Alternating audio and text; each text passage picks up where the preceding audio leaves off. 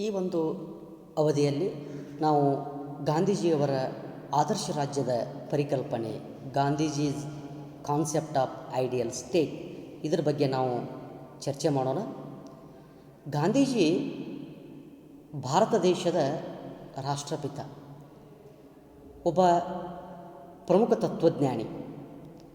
ಗಾಂಧೀಜಿಯವರು ರಾಜ್ಯದ ಪರಿಕಲ್ಪನೆ ಕುರಿತು ತಮ್ಮದೇ ಆಗಿರುವ ಕೆಲವು ವಿಚಾರಗಳನ್ನು ಹೇಳ್ತಾರೆ.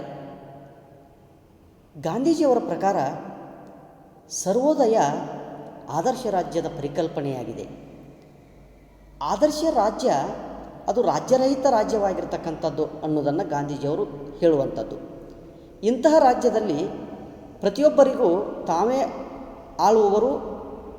ಆಳುವವರು ಅವರೇ, ಅವರನ್ನೇ ಅವರು ಆಳಿಕೊಳ್ಳುತ್ತಾರೆ. ಇದು ಸರ್ವೋದಯ ಪರಿಕಲ್ಪನೆ ಅಂತ ಹೇಳ್ತಾರೆ. ಆದರ್ಶ ರಾಜ್ಯದಲ್ಲಿ ರಾಜಕೀಯ ಅಧಿಕಾರವಿಲ್ಲ ಹಾಗೂ ರಾಜ್ಯವೂ ಇರಲಾರದು. ರಾಜ್ಯದ ಬಗ್ಗೆ ಗಾಂಧೀಜಿಯವರು ಹೇಳುವ ವಿಚಾರ ಅಂದರೆ, ರಾಜ್ಯ ಯಾಕೆ ರಾಜ್ಯರಹಿತ ರಾಜ್ಯ ಇರಬೇಕು ಅಂತ ಹೇಳ್ತಾರೆ ಅಂದರೆ, ಗಾಂಧೀಜಿ ರಾಜ್ಯ ಅಧಿಕಾರಕ್ಕಾಗಿ ಅಸ್ತಿತ್ವಕ್ಕೆ ಬಂದಿರತಕ್ಕಂಥದ್ದು, ಅದು ಅಧಿಕಾರಕ್ಕೋಸ್ಕರ ಮುಂದುವರಿತೈತಿ. ರಾಜ್ಯ ಒಂದು ವ್ಯವಸ್ಥಿತವಾಗಿರ್ತಕ್ಕಂತಹ ಹಾಗೂ ಕೇಂದ್ರೀಕೃತ ರೀತಿಯಲ್ಲಿ ಹಿಂಸೆಯನ್ನು ಪ್ರತಿನಿಧಿಸುತ್ತದೆ ಅಂತ ತಿಳ್ಕೊಂಡು ಗಾಂಧೀಜಿಯವರು ಹೇಳ್ತಾರೆ. ಹೀಗಾಗಿ ರಾಜ್ಯ ಹುಟ್ಟಿನಿಂದಲೇ ಹಿಂಸಾತ್ಮಕವಾಗಿರುವಂಥದ್ದು. ಆದ್ದರಿಂದ ರಾಜ್ಯ ರಹಿತ ಸಮಾಜ ಇರಬೇಕು ಅನ್ನುವ ಪರಿಕಲ್ಪನೆಯನ್ನು ಗಾಂಧೀಜಿಯವರು ಹೇಳ್ತಾರೆ. ಯಂಗ್ ಇಂಡಿಯಾ ಪತ್ರಿಕೆಯಲ್ಲಿ ಕಡಿಮೆ ವೆಚ್ಚದಲ್ಲಿ ನಡೆಯುವ ಸರ್ಕಾರವೇ ಒಳ್ಳೆಯ ಸರ್ಕಾರ ಅಂತ ಗಾಂಧೀಜಿಯವರು ತಮ್ಮ ವಿಚಾರವನ್ನು ವ್ಯಕ್ತಪಡಿಸ್ತಾರೆ. ಗಾಂಧೀಜಿಯವರು ರಾಜ್ಯದ ಕುರಿತು ಕೆಲವು ಪ್ರಮುಖ ಲಕ್ಷಣಗಳನ್ನು ಕೊಡ್ತಾರೆ. ಫೀಚರ್ಸ್ ಆಫ್ ಸ್ಟೇಟ್, ಅದರಲ್ಲಿ ಮೊದಲೆದ್ದು ರಾಜ್ಯಕ್ಕೆ ವಿರೋಧ. ಗಾಂಧೀಜಿ ರಾಜ್ಯ ಬಲಪ್ರಯೋಗದ ಮೂಲಕ ಹಿಂಸಾಚಾರದ ಮೇಲೆ ತನ್ನ ಅಸ್ತಿತ್ವವನ್ನು ಕಾಪಾಡಿಕೊಂಡು ಬಂದಿರತಕ್ಕಂಥದ್ದು ವಿನಃ ನೈತಿಕ ತಳಹದಿ ಅದಕ್ಕಿಲ್ಲ. ವ್ಯಕ್ತಿ ಸ್ವಾತಂತ್ರ್ಯವನ್ನು ರಾಜ್ಯ ಕಸಿದುಕೊಳ್ತೈತಿ. ಕಾನೂನು, ಸೈನ್ಯ, ಪೊಲೀಸು, ಜೈಲುಗಳ ಮೂಲಕ ಜನರ ಮೇಲೆ ಬಲಾತ್ಕಾರವನ್ನು ರಾಜ್ಯ ಮಾಡುತ್ತದೆ. ಹೀಗಾಗಿ ರಾಜ್ಯರಹಿತವಾಗಿರ್ತಕ್ಕಂತಹ ಸಮಾಜ ಇರುವುದು ಅತ್ಯವಶ್ಯಕ. ಅಹಿಂಸೆ ಆಧಾರದ ಮೇಲೆ ರಚಿತವಾಗಿರ್ತಕ್ಕಂತಹ ಸಮಾಜ ಬಯಸಿರುವ ಇವರು ಇಲ್ಲಿ ಶಿಸ್ತು, ಸಂಯಮ, ಅಹಿಂಸೆ, ಶಾಂತಿ, ಸಹಕಾರ, ಸಹಬಾಳ್ವೆ ಇರುತ್ತದೆ ಅನ್ನುವ ಮಾತನ್ನು ಗಾಂಧೀಜಿಯವರು ಹೇಳ್ತಾರೆ. ಹೀಗಾಗಿ ರಾಜ್ಯದ ಅಗತ್ಯವಿಲ್ಲ. ನಂತರ ಇನ್ನೊಂದು ಗ್ರಾಮ ಸ್ವರಾಜ್ಯದ ಬಗ್ಗೆ. ಗಾಂಧೀಜಿ ಡಿಸೆಂಟ್ರಲೈಸೇಷನ್ ಆಫ್ ಪವರ್ಸ್, ಅಧಿಕಾರಗಳ ಪ್ರತ್ಯೇಕೀಕರಣ. ಗಾಂಧೀಜಿಯವರ ಆದರ್ಶ ರಾಜ್ಯದ ಕನಸಂದರೆ ಅದು ಗ್ರಾಮ ಸ್ವರಾಜ್ಯ. ಇಲ್ಲಿ ಸ್ವಯಂ ಸಹಕಾರ, ಶಾಂತಿಯುತ ಸಹಬಾಳ್ವೆ, ಅಹಿಂಸೆಯ ತತ್ವದ ಆಧಾರಿತವಾಗಿರ್ತಕ್ಕಂಥ ಸ್ವಯಂ ಆಳ್ವಿಕೆ, ಪ್ರತಿ ಗ್ರಾಮನೂ ರಿಪಬ್ಲಿಕ್ ಅಥವಾ ಪಂಚಾಯಿತಿಯ ರೀತಿಯಾಗಿ ಇರ್ತಕ್ಕಂಥದ್ದು. ಇವು ಸಂಪೂರ್ಣ ಅಧಿಕಾರವನ್ನು ಹೊಂದಿದ್ದು ತಮ್ಮ ಎಲ್ಲ ದೈನಂದಿನ ವ್ಯವಹಾರಗಳನ್ನು ನೋಡಿಕೊಳ್ಳತಕ್ಕಂತಹ ವ್ಯವಸ್ಥೆಯನ್ನು ಹೊಂದಿರುತ್ತವೆ.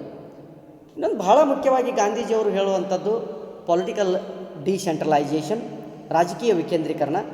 ಪ್ರಸ್ತುತ ಪ್ರಜಾಪ್ರಭುತ್ವ ಅಸಮಾನತೆ ಹಾಗೂ ಅಧಿಕಾರ ಕೇಂದ್ರೀಕರಣ ವ್ಯವಸ್ಥೆಯನ್ನು ಹೊಂದಿದೆ ಎಂದು ಗಾಂಧೀಜಿಯವರು ಟೀಕೆ ಮಾಡ್ತಾರೆ.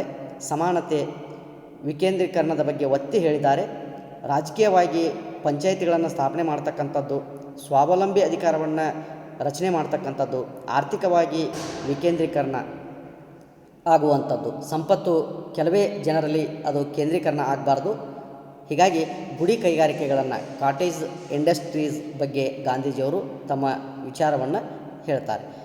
ಇನ್ನೊಂದು ವರ್ಗರಹಿತ ಸಮಾಜ, ಎಲ್ಲರಿಗೂ ಸಮಾನ ಅವಕಾಶ ಇರಬೇಕು. ಇದರಿಂದ ಸಾಮಾಜಿಕ, ಆರ್ಥಿಕ, ರಾಜಕೀಯ ನ್ಯಾಯವನ್ನು, ವರ್ಗರಹಿತ ಸಮಾಜವನ್ನು ಸ್ಥಾಪಿಸುವುದರ ಮೂಲಕ ಇದು ಸಾಧ್ಯವಾಗ್ತಕ್ಕಂಥದ್ದು. ಇನ್ನೊಂದು ಬಹಳ ಮುಖ್ಯವಾಗಿ ಸತ್ಯ ಮತ್ತು ಅಹಿಂಸೆ. ಇವುಗಳು, ಈ ಎರಡೂ ಅಂಶಗಳು, ಈ ಎರಡೂ ಪರಿಕಲ್ಪನೆಗಳು ವ್ಯಕ್ತಿಯ ಜೀವನದ ಕ್ರಮದ ಮೂಲ ತತ್ವಗಳಾಗಬೇಕು. ಸತ್ಯ, ಅಹಿಂಸೆ ವ್ಯಕ್ತಿ ಮತ್ತು ರಾಜ್ಯಕ್ಕೆ ಕಾರ್ಯಸಾಧನೆಗೆ ತಳಹದಿ ಆಗಬೇಕು.